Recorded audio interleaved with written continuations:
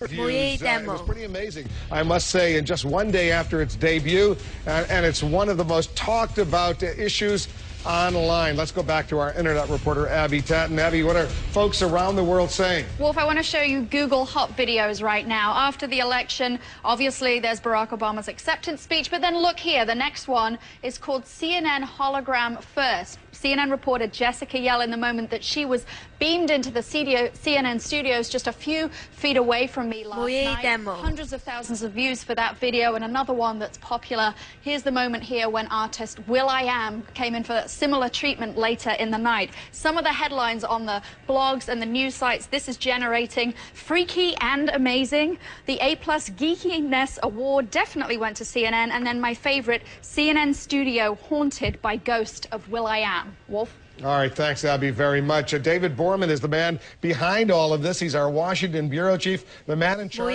of all of our election coverage. He was amazing. He's here with us right now. David, congratulations. First of all, excellent ratings. You did an amazing, amazing job. But let's talk a little bit about how you did this. You came up with this idea. You know, I know you've been thinking about it for a while.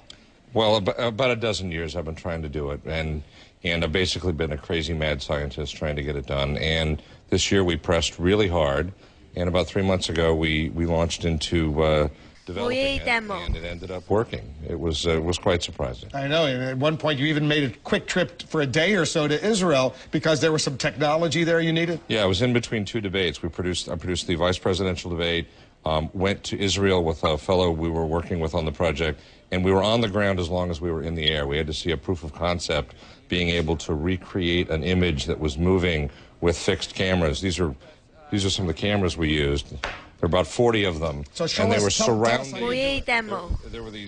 There's this green room, and I think we have some pictures of it. There it is, right there. And there were about 40 of these cameras in a semicircle in this rig. We began to call it the transporter, and the cameras are fixed. They don't move. There's will.i.am right there. Right.